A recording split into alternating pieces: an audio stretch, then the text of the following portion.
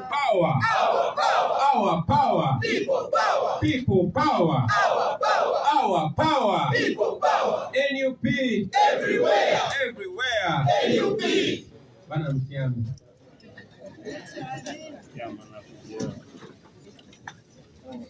Bana nge mukama mulungi. Ekiseera kyonna.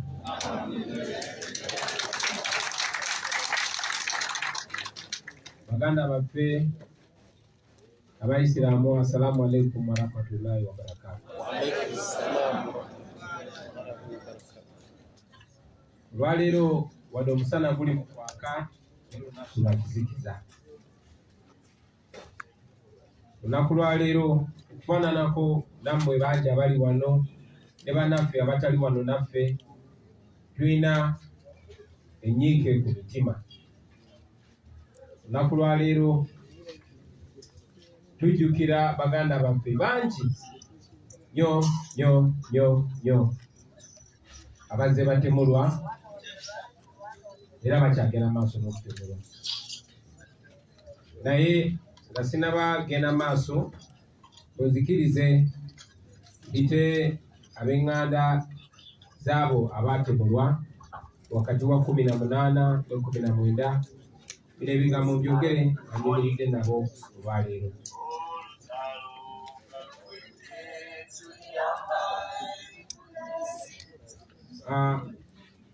Basebo ne bannyabo, olwaleero nyongedde okufuna amaanyi buli wojjukira, buli lunaku bwe tujjukira bannaffe baatemula, kubanga Kyemalira Museveni ye yakikola kutusaamu kutya, yakikola tumalamu maanyi, yakikola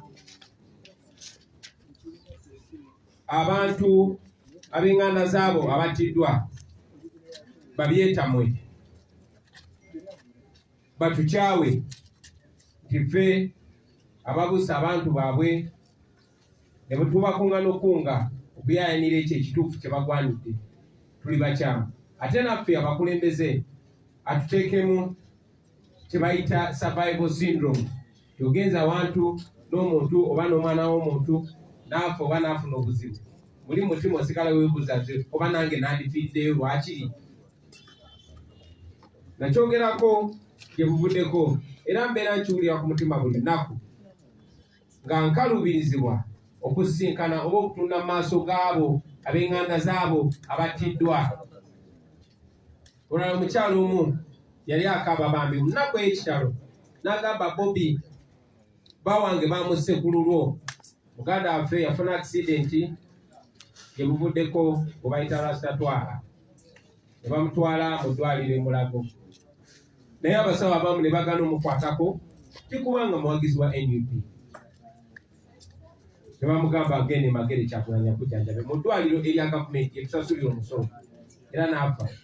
Kintu ekyo kyankubawala nnyo, era ne bwe tubadde wano nga katala kuba tulina okusabira baganda baffe abo bazira baffe, naye nga nfuna obuzibu okutundira ab'eŋŋanda zaabwe nga ngamba oba banantegeera wabe bandabako balowooza ki. Mama Innocent anzizaamu nnyo amaanyi, nenfuna obugumu.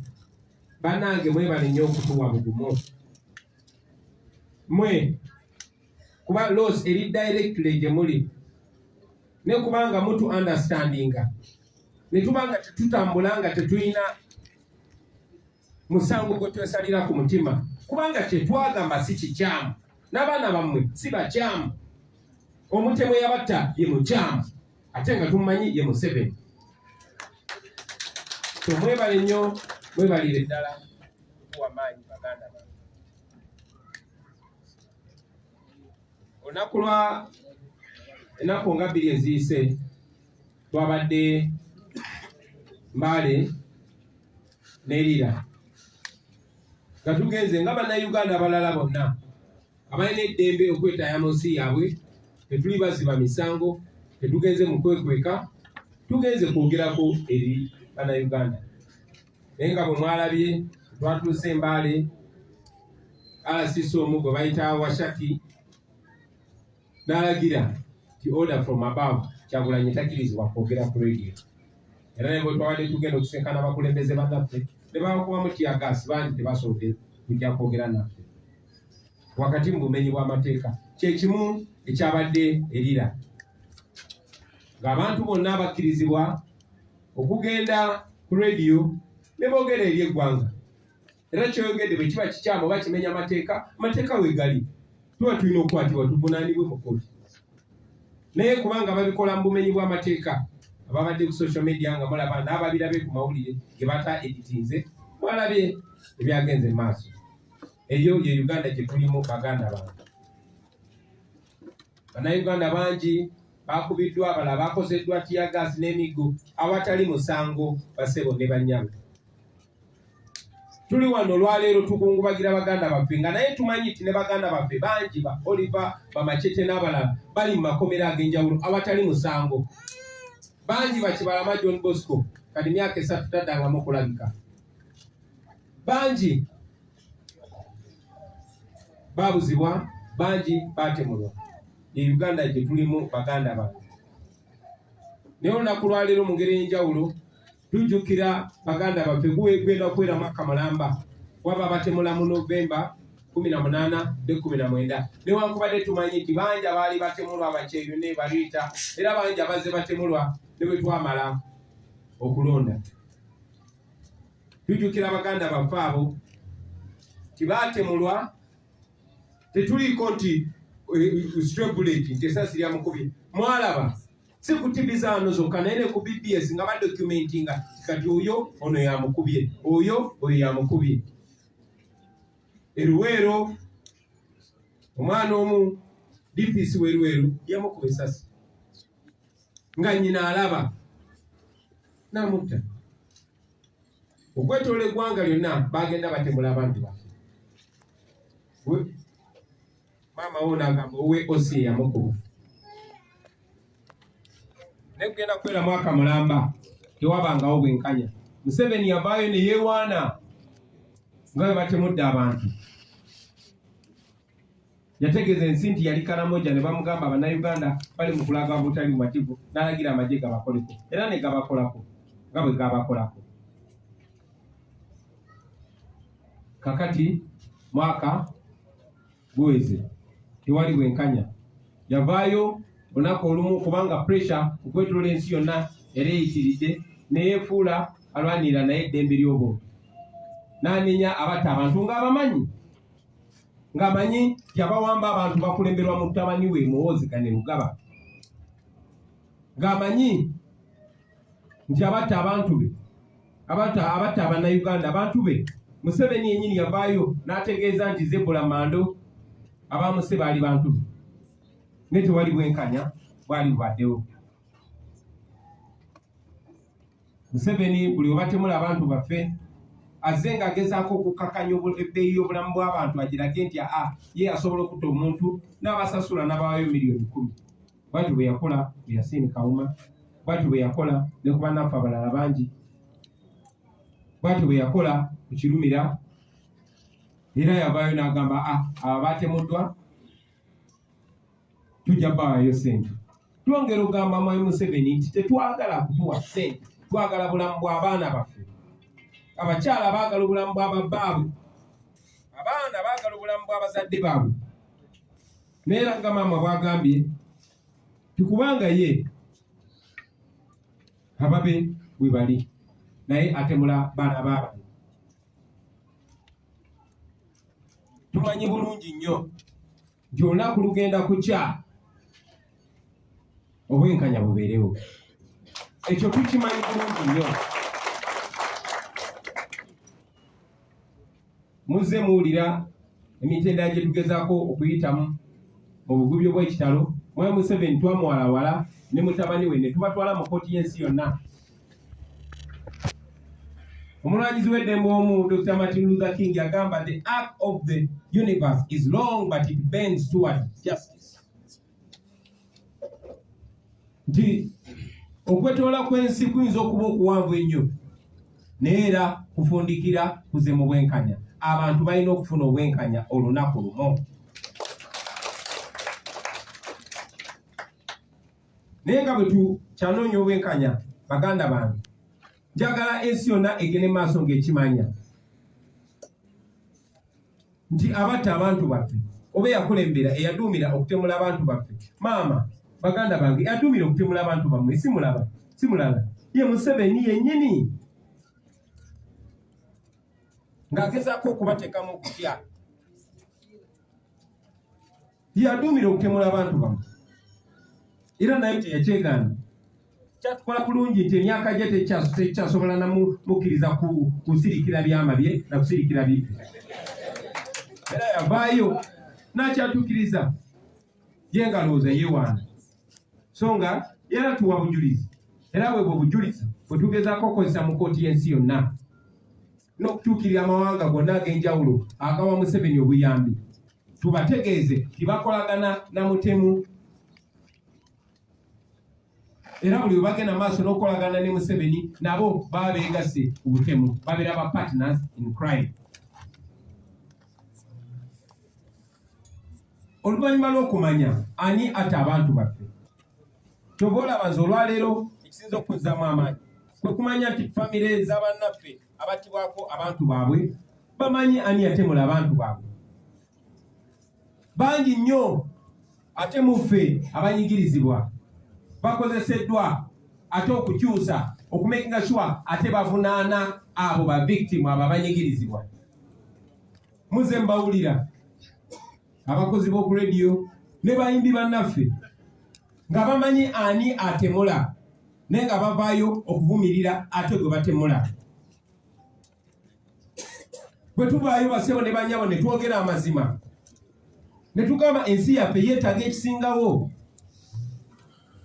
ne tugamba abantu balina okweyagalira mu ddembe lyabwe kubanga lyabaweebwa Katonda ate ne likakasibwa ssemateeka ne tugamba amalwaliro galina okubeeramu eddagala ne tugamba abaana baffe balina okusoma obulungi balina okufuna emirimu tuba tetuziza musango oli bw'avaayo n'atemula abantu olw'okubanga twogera bino ebigambo ate gwe n'ovaayo n'ogamba lwaki mwogera amazima ne mutiisa abantu oba n'obuzibu ku mutwe. So kiri very important basebo ne banyabo okutuusa obubaka buli wamu abantu bamanye nti omusango guli ne Museveni atemula abantu baffe betwogera tebimenya amateeka tebiwemula betwogera ge mazima era betwogera bigezako okutereeza bulamu bw'abantu. Nteekamu nnyo ekitiibwa mmwe baganda bange abayimiriddewo oba oli awo nange nandibadde mufu. Frank sente z'oyo Kalibala yali omu ku babodegaadi bange ne bamutta. Oyo Ashraf Kasirye nali nyimiridde naye ekyasi kye bamukuba ku mutwe kyalina kwatanze. Abaana bammwe bazira, baganda bammwe bazira, tebalina musango ne bayimuka nga bannayuganda abalala bonna abaagala ekituufu abaagala okweyagalira mu nsi yabwe abagamba nti si baddu wano tetuli baddu wano tuli waffe ino nsi yaffe ate tetugenda kulekerawo kukyogera tetuli bafuleefu era bona abattibwa batusookayo busuuzi naffe tujja basanga naye tewali kizzaamu maanyi nga kumanya ti ne Museveni yennyini ajja basangayo.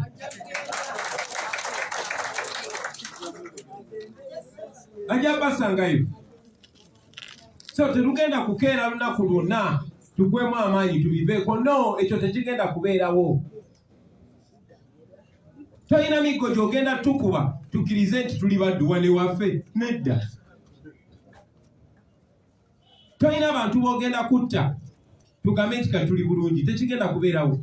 Osobola okugulirirayo kaabamu ne batunda emyoyo gyabwe naye abo bennyini nabo banyigirizibwa. Wano tuyimiridde na bano ba direct ababeera affected directly kuba bamutidde mutowe bamutidde mwana we naye naawe bakutira abantu bo. Bw'oba musiraamu okimanyi ti abasiraamu kyafuuka kive okubeera omusiraamu. Bw'oba mukatuliki okimanyi nti olunaku lwaleero Father Mugisha bamutaddeko ogw'okutemula omuntu kubanga ayogera amazima. mukimanyi bulungi nti abakulembeze baffe ab'amadiini batemulwa enkya n'eggulu newankubadde baterawo ebiboozibozi naye mukimanyi nti batemula batemule. Ate ekyewuunyisa ti n'abo be bakozesa okutemula nabo mwana wattu battibwa mu ngeri etategerekeka. Olunaku lwaleero tetunnatuuka mu 18 na 19 naye yali okomandinga baali bamuyita Afande Lokech. Olunaku lwaleero tayimiridde nga bwenyimiridde. Kyanaku nnyo naye nga be bakozesa okutemula ate nabo bamaliriza batemuddwa. So njagala okubategeeza bannayuganda bannange nga Kirumira bwe yatugamba nti bw'oyogera ofa ne bw'osirika ofa. Kati temusirikira mazima mugagambe abantu bonna tebasobola kutuuta ffenna ne batumalawo. Tekisoboka. Manyi nti neeyo gye bali mu bitongole bikuumaddembe nabo amazima bagamanyi era nabo batambulira ku tebuukye. Omu ku bajenerals gwe bayita Sejusa kakasa mwamulaba ku kakilipu akamu ng'agamba nti ne baba bagenze mu miitingi zaabwe buli omu agenda ne capati ye n'ekindaazi kye. Eyo Uganda gye tulimu. Kati ffe abavaayo okulwanira amazima n'obwenkanya okulwanira eddembe lyaffe mu lwatu abo bakozesa okutemula ate nabo mwana wattu bagenda gye tugenda. So nteekamu nnyo ekitiibwa mwe abasalawo bwe kuba kufa tufe nga tuyimiridde. After all, it is better to die on your feet than dying on your knees. Njagala kumaliriza nga mbasaba baganda bange mwenna mu buli ddiini ye tumanyi nti oluvannyuma lwa byonna waliyo Katonda oyo atusinga ffenna. Muyimuse amaloboozi gammwe tuwanjagire Katonda tukolimire omusajja oyo Museveni ne batemu banne era tusabe Katonda naye amusasulemu ekyo kyasaanidde. Nate tetukolima bukolimi tukole kyonna ekisoboka okulaba nga nakyemalira oyo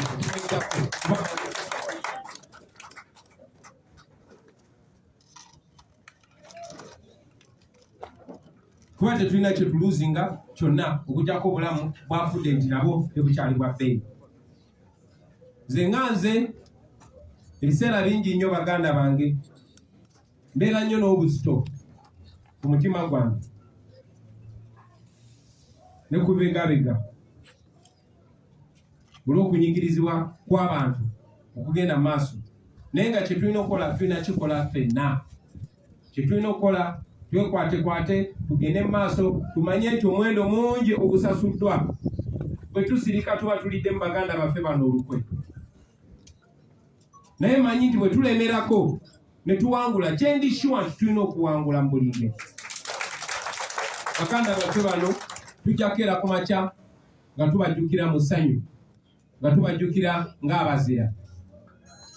Ffe Abakatuliki tulina abajulizi abattibwa ne buli mwaka tuyimba ennyimba ezibatendereza, tuyimba ennyimba ezeebaza olwa sacrifice gye baakola.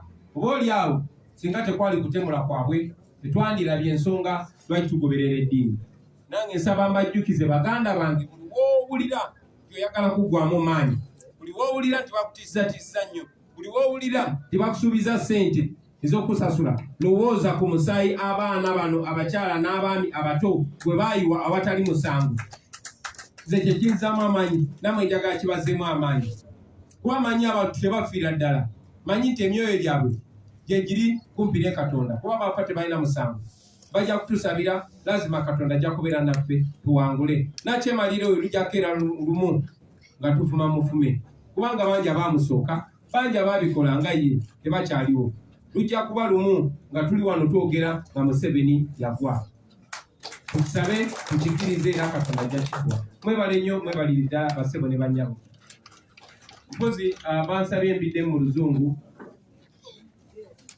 Umusana guno kwogeza muno oluzungu.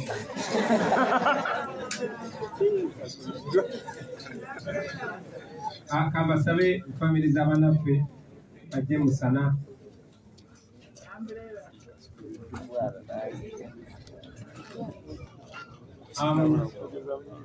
First, I want to salute the families, the relatives and friends and close associates of all those our comrades who were massacred in November by dictator Museveni. I just said it, that many times the hardest thing for me is to look into the eyes of the relatives of the victims of the state-inspired murders. But today, I was motivated by the communication of Innocent's mother and other people who spoke. You gave me a feeling that you understand that this is not about me.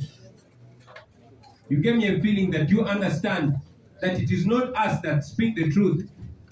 Which truth? Your children, your husbands, your relatives stand by as well. But you know that it is indeed Tyrant Museveni that is murdering your people. I appreciate that. That gives me the confidence to even go on doing what I'm doing and believing in what I believe in. I've mentioned that a few days ago we were in Mali and Lira, but we were blocked from accessing the radio stations by the RCC and the DPCs, saying they had orders from above not to allow us, even when other leaders actually can access radio stations and communicate to the nation. But that further shows us that the regime is scared of the message that we're sending to the people, the message of liberation, which message we will succeed in sending to the people anyway. I mentioned that even today, while we are commemorating our comrades that were massacred on the 18th and 19th of November, we stand here without many of our comrades who continue to languish in prisons, the likes of Oliver, Lutaya, the likes of Machete, and many others that are in prison for no reason. I want us to remember that even before November 18th and 19th, and indeed even after, people were killed and people are continuing to be killed. However, a year on, no justice has been served for the more than 100 people that were killed, including women and children. Museveni came out and owned the massacre thanks to his age that can no longer allow him to hide secrets.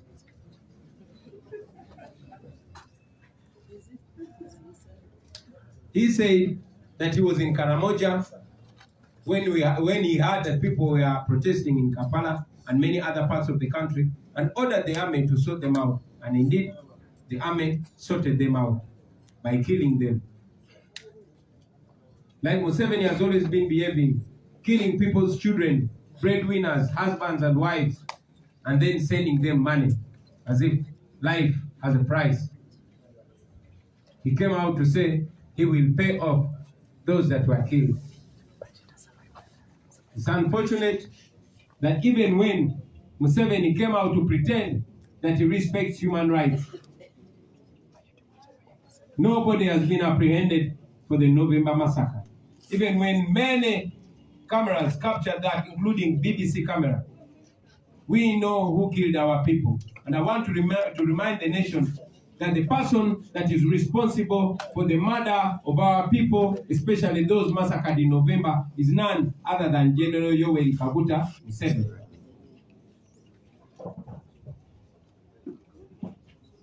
We took Museveni and his son Muhoozi to the ICC, and that case is still being pursued. There's overwhelming evidence to pin Museveni. And I want you to know that one day Museveni is going to be standing in the dock of the International Criminal Court. You can be sure.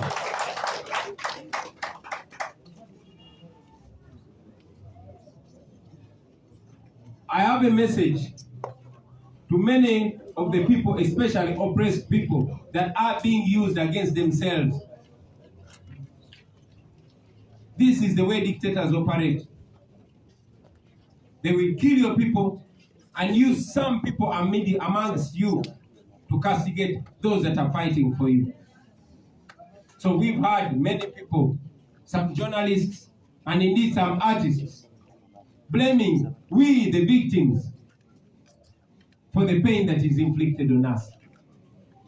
How can you be knowing the perpetrator of the injustice and then you blame the victim? Many people were killed, yes, by Museveni.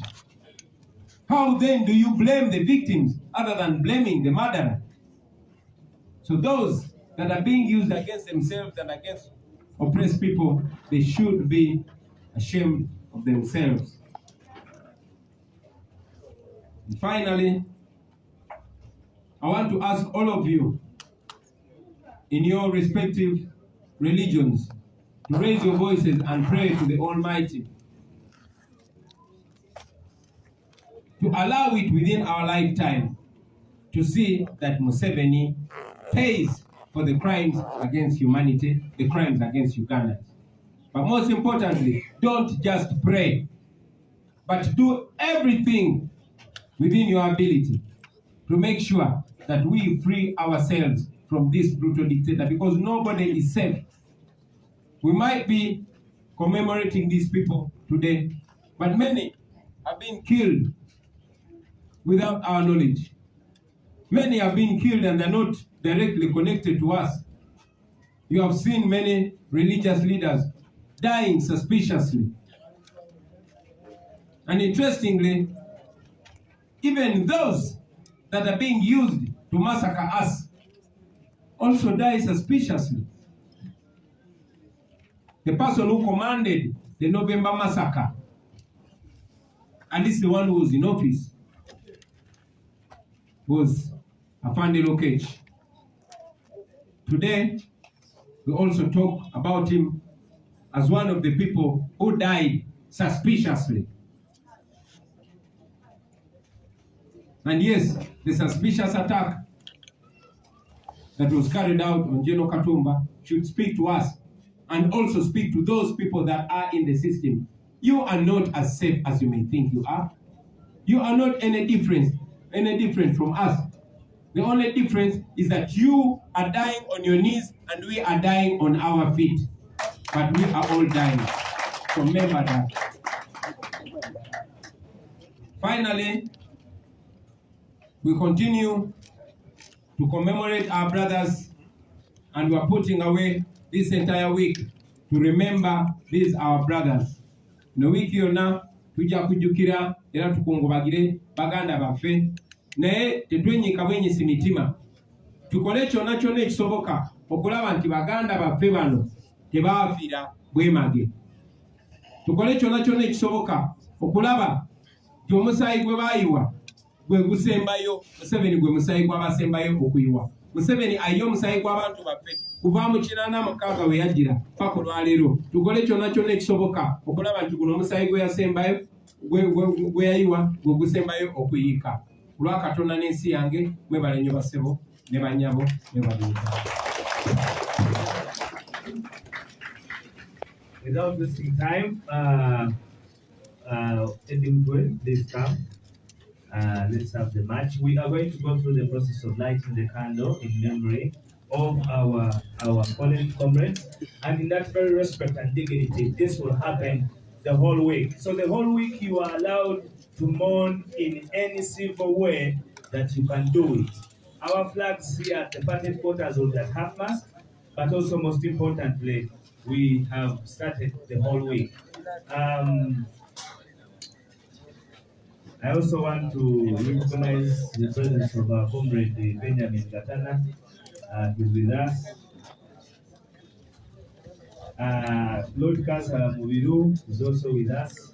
But shall have, can we have the candle of the president?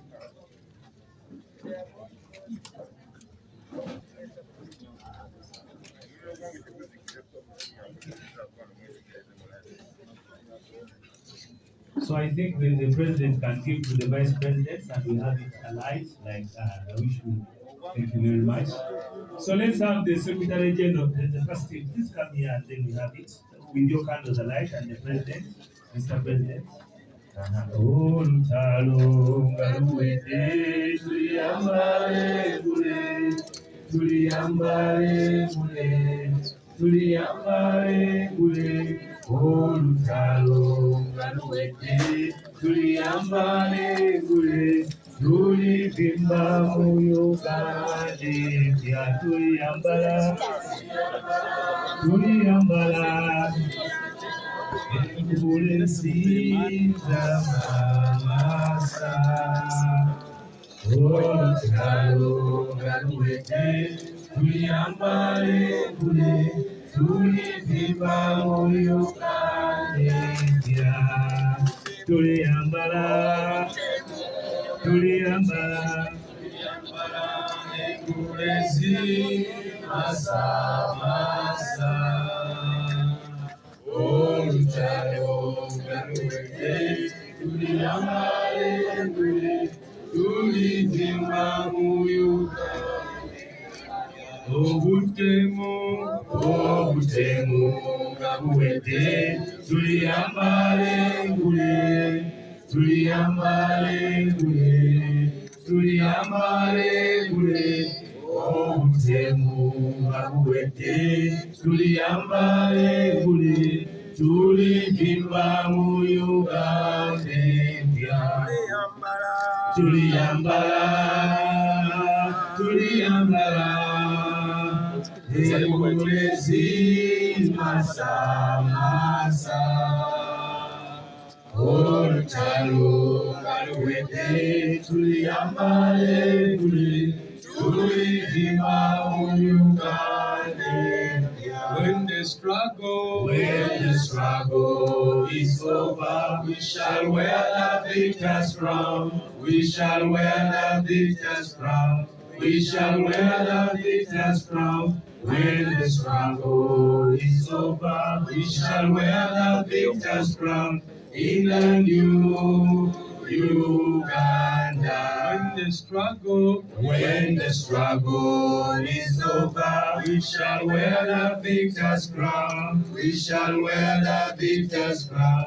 We shall wear the victor's crown. When the struggle is over, we shall wear the victor's crown in a new Uganda. When the killings are over, we shall wear the victor's crown. We shall wear the victor's crown. We shall wear the victor's crown. When the killings are over, we shall wear the victor's crown in the new Uganda. People power, our power. People power. We thank you very much for this very beloved mass and time. Thank you very much, President. Mr. President, you can,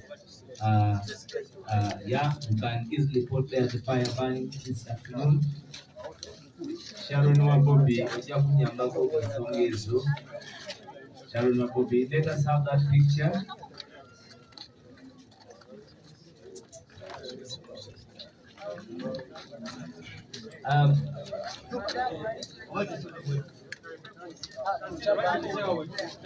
Yeah, let's wait. The rest can wait. Let's first have the president do it, and we get that as an opportunity. Thank you very much. Thank you very much. Yes, basabo ne bannyabo mwenna abali ku eddoboozi lya Uganda. Embeera bw'ekyo bw'eri wano ku kitebe kya NUP e Kamwokya, His Excellency Robert Kyagulanyi Ssentamu wamu ne bane abakulembeze ba National Unity Platform bali mu kusabira abagenzi abattibwa beebalaze battibwa naddala abo abattibwa mu Novemba omwaka oguwedde. And we shall overcome, we shall overcome, we shall overcome someday. Deep in my heart, I do believe we shall overcome someday. 7 will go, 7 will go, 7 will go someday. He will go someday. Yes, basawo ne bannyabo mwenna abali ku eddoboozi lya Uganda. Mbeera bweti bweri wano Kamwokya. Mbeera bweti bweri wano Kamwokya ku office za NUP. Yes, Nsubuga. Yes, ntubabulire abatulaba live ku eddoboozi lya Uganda, yenze munywanyi wammwe Jeno Nsubuga Muhammad. Olunaku lwa leero tubadde mukungubagira emyoyo gy'abagenzi Mukama Katonda munnange be yajjulula n'abajja mu nsi eno ng'ayisa mu Jeno Yoweri Kaguta Museveni. Era tukikkiriza nga n'ensi zikikkiriza nti eyatta bannayuganda kkiriza obagaana ye Yoweri Kaguta Museveni. Ate era bongedde okugumya abooluganda abako n'ab'emikwano abafamire zaabo abaafiirwako abantu baabwe. Ne tubasuubiza nti kino Jeno Yoweri Museveni kye yakola mujjukire nti kyatuusibwako abantu abamu nga Lokeeki, kubanga mu Novemba Lokeeki yavaayo n'alangirira n'agamba nti mwenna abagenda okuvuganya Yoweri Kaguta Museveni mu kalulu aka 2021 musiibule ab'enju zammwe ate era muleke nga mulaami. Naye wenjogerera nti essaawa zino waliwo famire zaabo ezikyaliwo ate nga famire ya Lokeeki eri maziga ng'ekaaba. So ekyo nkikkiriza nga ŋŋamba Yoweri Kaguta Museveni kino ekyatuuka ku Lokeeki nammwe abalala kijja, kubanga Sejjusa Pulezidenti akyogedde bulungi nnyo nti Sejjusa akyogerako n'agamba nti bwe tuba tugenda mu miitingi ekyankwanzi buli omu agenda ne capati ye n'amazzi ge. So bw'oba eri eyo nga weekulukuza ne Museveni obagaana oba owakana otya, kkiriza obagaana obuyinza bugenda kukyuka, ate era Mwami Museveni agenda kuvunaanibwa mu kkooti za ICC oba oyagala oba toyagala. Bw'oteeka ne mutabani we Muhoozi Kainerugaba ne Janet naye ayina okukimanya kubanga ne Janet y'omu ku bakola data games zino lwakuba bannayuganda tebakimanyi. Eriyo ne Jeno Salim Saleh oyo ali ekapeeka mu abakola ebintu bino naye ensi ebalaba era tubagamba nti era nga tubalabula nti emisayi gy'abannayuganda eriyiise. Obulamu bw'abannayuganda abali mu maziga Jeno Yoweri Kaguta Museveni, Jeno Salim Saleh, Jeno Muhoozi Kainerugaba, oteeka n'omukyala amanyiddwa nga Janet Kataha Museveni, mugenda kusasulira kino. Neyanza nnyo toyanza nnyo General Nsubuga Muhammad oyo yabadde Nsubuga Muhammad. Katongole Julius omubaka mu Miransanafu, nawe tuweemu tubuulire olunaku nga bwe lubadde. Okusooka ddala twebaza Katonda atusobozesa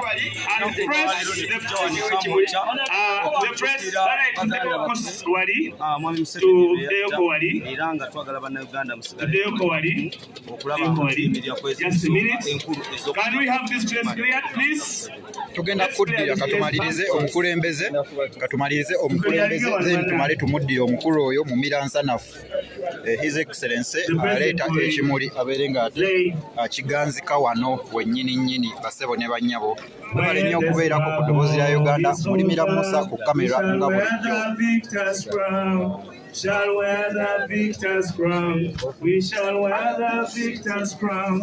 When the struggle is over, shall wear the victor's crown. In the new Uganda. Shall have a minute of silence.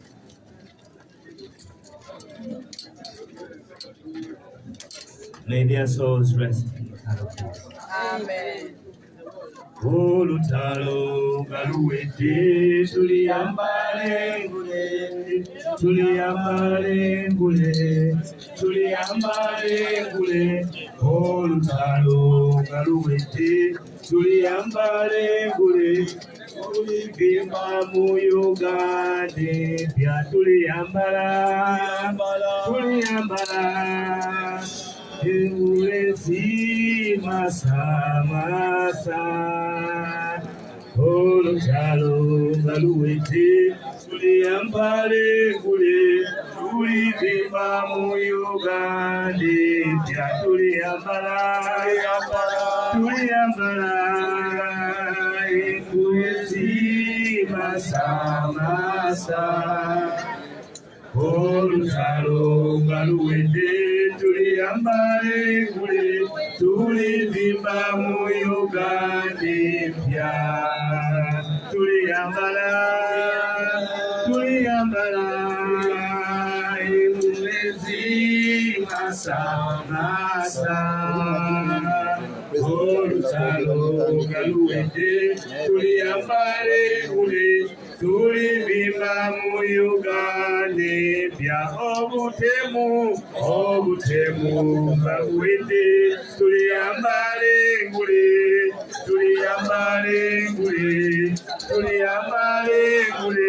obutemu nga buwedde tuliyambale ngule tulivimba mu Uganda empya. People power, our power. Yes, basebo ne bannyabo embeera bwekyo bweri wano eka mwokya umira nsanafu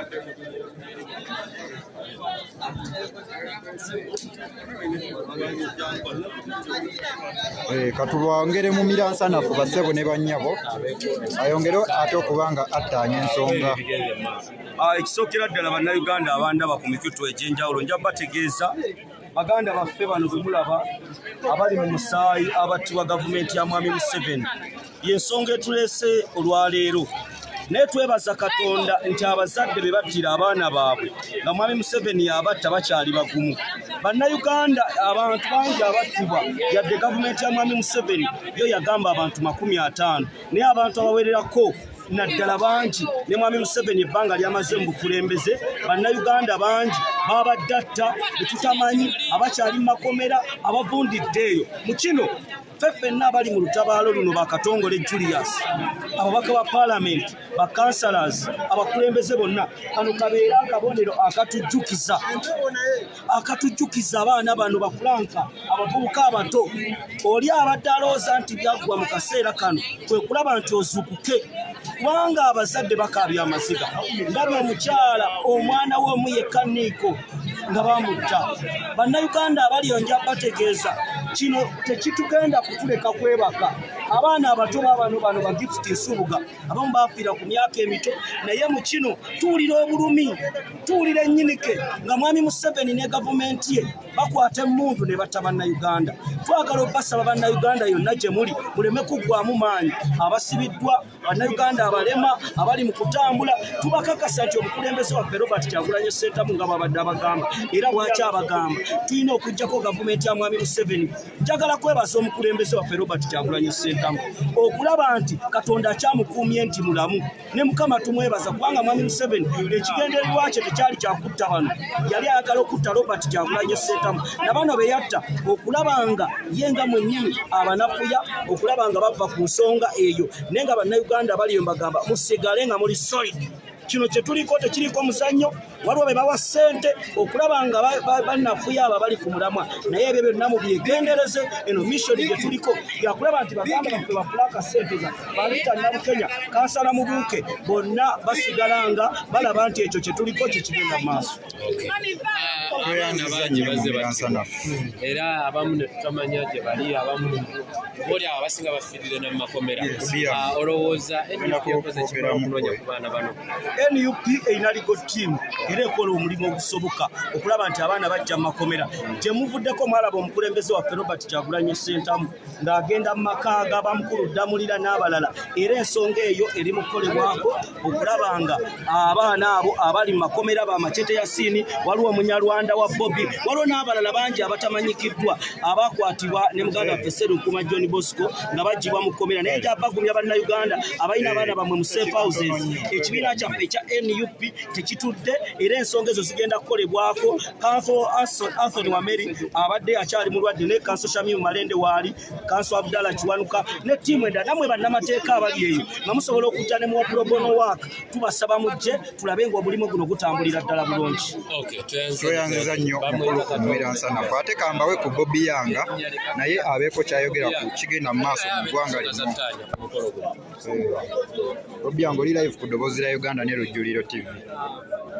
Balamusizza abali ku ddoboozi lya Uganda Olujjuliro TV agaba Anthony oba Bobby Yanga olunaku lwa leero tujjukira baganda baffe abafa ebintu ebitali byo nga bafa bali balwanirira nsi yaabwe ng'ate abalala tebabirinako nga bali byabwe naye saawa zino tuvuddeyo nga bamulabe pulezidenti w'abantu avuddeyo bambi tubajjukira abantu abo naye lulibo olwo bannayuganda ensi yaffe tugenda ginunula ebyaddala ensi yaffe tugenda ginunula tetugenda zikiza ffe tulina ensonga lwaki tetusobola zikiza obanga otandise okuggwamu amaanyi n'otunula emabega n'olaba bafranka n'olaba baliita n'ogamba no sisobola kukola ki sisobola kuzikiza so baganda baffe ensonga eryemu nti ffe tetusobola kuzikiza ate tetutidde tetusobola kutya tulwokuba bano bafudde tetusobola okuggwamu amaanyi ebyaddala sisobola kuggwamu maanyi olunaku olwange bwe lunaatuuka nja kufa naye bano bafala si be basalawo ebyaddala bano si be basalawo si be bakatonda yensonga lwaki ndwana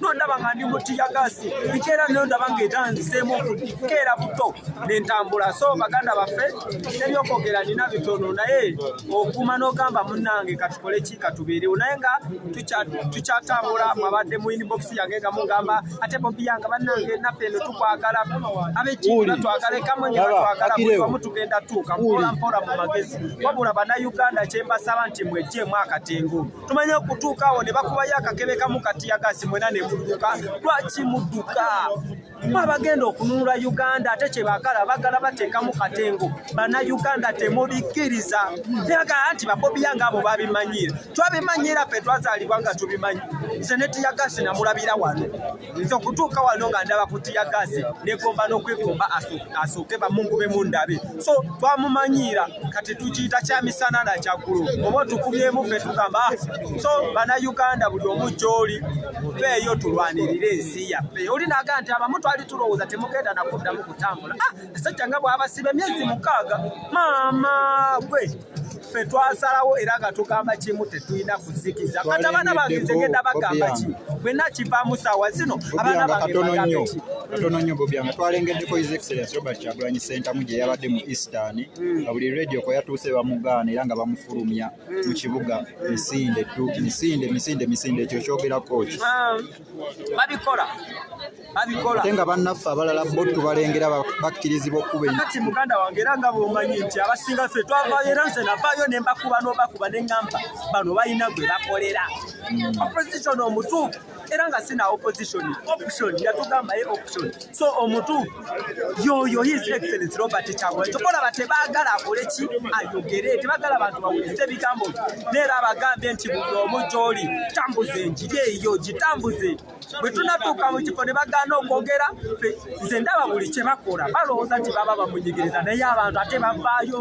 ne bakola ki ne balumba so bannayuganda ffe tetutidde tetugenda kusiki tewali tebakulimba olina kulane kati bobi yanga gwe wekwata ku motoka okototya toyinza okubuuka nedda olunaku lwange bwe lunatuuka ngenda kufa era naye kino kankyesigalize maama wange ajja njagala kubanga ninayo bakyali bange mwana bamanyi n'okungamba ti mwana kati bobi yange olaba obusajja busobola okukuba amanda addayo mu mmotoka nedda abo si be bakatonda era bakyali bange munesonyiwe mumanyi okungamba bobi yange addayo mu mmotoka kati bwe bakulirawo pulezidenti amasasi afazaali bagakuba nze neewayo nga saddaaka era ne maama wange akimanyi so baganda bange nze sitidde era tebakulimba tebakulimba nti bano bakyali be balina obuyinza ku bulamu bwange katonda oyo ali waggulu so temugwamu maanyi buli omujja olivaayo otwekatteko tetuli banjawulo kugwe andaba saawa zino naffe tuli bantu ba bulijjo mu musayi tulina gwe gumu so bannayuganda muveeyo tulwanirire ensi yaffe temuzikiza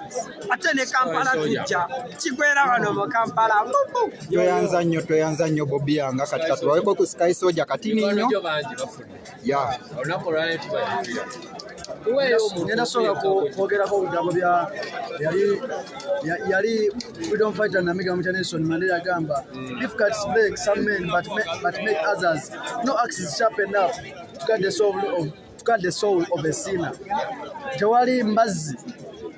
Tewali mbazzi erina obwogi obusinga esobola okutema omutima gw'oyo akoze munna akabi. Era nadamu n'agamba our mission is irreversible. We shall not allow fear to stand in our way. Tutya tetera kukkiriza kutya bino byonna bibakola batta bannaffe nga bagala kusigamu ffe kutya balinga batukoboka baffe empiso bwe batakyaliwo gambe ngeri gye basakyali wange nze n'olwekyo nze sigenda kujja ku front line fene tusalawo okutta bakyali baffe ate fe baali batwongera busungu baali batwongera mpisa ya busungu empiso ya busungu era fene walinaku lwe tusobola sirika nga bannaffe baafa tuba tubaliddemu olukwe lwaki buli lunaku nkeera ne mulanga nzikubye zino mulanga nzikubye nga namba arrest Museveni olunaku Sky Soldier olunaku lweruuka olujjukirako kiggwe nga ggwe kuba nakulengera wali weetaala nnyo kwolwo olunaku olweruuka omwezi nga 18 omwezi gwali gwa 12 lwe lunaku lwe basinga n'okuttirako abantu bannayuganda abasinga obungi baafa kwolwo olunaku nga 18 nga 19 Novemba omwaka gwali 2020 olunaku olwo abantu abo battibwa tebalina musango gonna tebalina kisi kyonna just baali basalawo okuwakanya ekyokukwatibwa kwa pulezidenti waabwe yali presidential candidate ebiseera ebyo nga saaziro president ebiseera yali presidential candidate Robert Kyagulanyi Ssentamu nga bawakanya ekyokukwatibwa nga balaga obutali bumativu bwabwe ate nga kiri mu ssemateeka article 29(5)d ekinoganya bulungi negamba nti buli muntu alina eddembe okwekalakasa you have to come and demonstrate peacefully. Article ki badiremu 29(5)d article 29(5)d kajiri kabiri mwenda akokutano ku d kagamba buli munnayuganda alina eddembe okwekalakasa mu mirembe to come and demonstrate peacefully. Okitegeera nemana ekinoganya okoze oti ekikwanga ekyakwasa Robert Kyagulanyi Ssentamu bagamba mbu yagenda eri nga tali mu mateeka nti yagoberera amateeka ga covid ate ng'era constitution emu ekiroganya mu article 23 egamba freedom of movements ng'ekuwa freedom of movements okutambula buli wamu.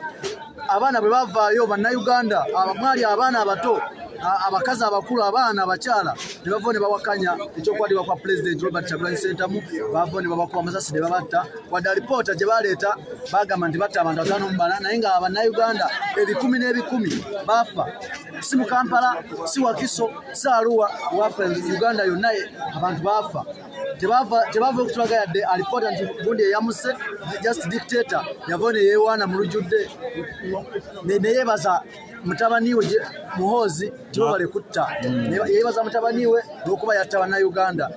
Ensonga lwaki ffe tulina olunaku lwe tukeera ne tusirika nga tulaba bannayuganda bannaffe baafa awatali musango. Ensonga lwaki nze bino byenyongera amaanyi bwe mba ngagezaako okuzikiza nzijukira munengamba ate ikyali wange eyafa mu lutabalo ono olw'okununula nyaffe Uganda nze bwe nzikiza mba muliddemu olukwe mba mutunze ensi yange ngamba ensonga lwaki ngamba tetugenda zikiza mpaka nga nakyemalira avuddeko ate nga kinoganya bulungi as soon as possible as soon as yesterday agenda kugenda by all means by force by the bullet or the ballot alina okugenda anytime from now. Sky Soldier says so, the commander ndagidde teri kuzikiza. Museveni must be arrested as soon as possible. Museveni is naked. Hashtag mtambuze mwenna abana wa social media. Balage arrest Museveni. Wali wenu temujja jambala ekamajana mujja mutegera t-shirt ezo muzikozese. Tulina omutwala Rob style omanyi bagamba nti okusanga oyambadde ovulo okusanga oyambadde kakofiira bagenda kukwata kuba bali bamanyi okusanga oyambadde kakofiira muvubuka munno ajja kufuna message yafuna ekivumu ekyo. Kati ne bagamba tukozesa Rob style batugana ovulo batugana bukofiira tubakozesa Rob style kwata t-shirt yo kula t-shirt yo ku dduuka teekako ekigambo Museveni is naked teeka ekigambo arrest Museveni teeka ekigambo Museveni masakadi Uganda teeka ekigambo Museveni nze kiira olina okwambala kyoyagala okitegeera wadde batugana mu biri kati onongamba kino kifaanana ekyamagye eno jaze ya Uganda Queens ya ttiimu eyingira wano mu ggwanga mujjako omusolo tusobola kugamba nti nyambala ekyambalo ky'amagye just teekako message egamba Museveni must be arrested. N'olwekyo baganda bange mbagala nnyo for God and my country we are moving the dictator as soon as possible. Tweyanza nnyo Sky Soldier. Kakati ku chat eno gy'olengera ku bbaana kwe kuli bambi abo abamu ku abo abatonotono abattibwa ku lunaku z'omwezi nga 18 ne 19 ku lweruka nga Bobi Wine akwatiddwa era baali beekalakasa mu mirembe okubeera nga omukulembeze waabwe ateebwa. Ono ye mujjukira bulungi mubamu ku benzijukira oyo omusajja mujjukira bamukubira essasi e Kaseese. mujjukira abana abasinga bo twaliruuka sibajjukira bulungi naye nga bwe bamu kwabo abattibwa bassebo ne bannyabo n'abalala bangi. Tulengera church ey'endala eriko baddaani kyeyune kamba balage, tulengera baddaani kyeyune bazebula mando wuuyo Museveni yavaayo n'agamba amanyi n'abatta zebula mando naye tebaleetanga alipoota oba tebabatulagamba nti tulengera bakutyabwe wuuyo yatomera emotoka baddaani kyeyune bangi nnyo. Embeera bwetyo bweri mpola mpola wano ekamwokya. Bwonna bugenda kyano olina kyogamba abantu. Embeera bwetyo bweri bassebo ne bannyabo ndowooza kambeerekereze. People power, our power. Our power, people power. Olina kyogamba abantu? Toyina. Embeera bwetyo muwanga. Bannaye salaamu alaikum wa rahmatullahi wa barakatuh. Musa mulimiranga bulijjo ku kamera, emabega wa kamera. Mbakuba bagamba ekyo bagamba. Babongeko. Taano wange nnyo muwanga Muzaffaru. Bwe twazirunda ekitalya. Kale mberekereza bassebo ne bannyabo, assalaamu alaikum wa rahmatullahi wa barakatuh.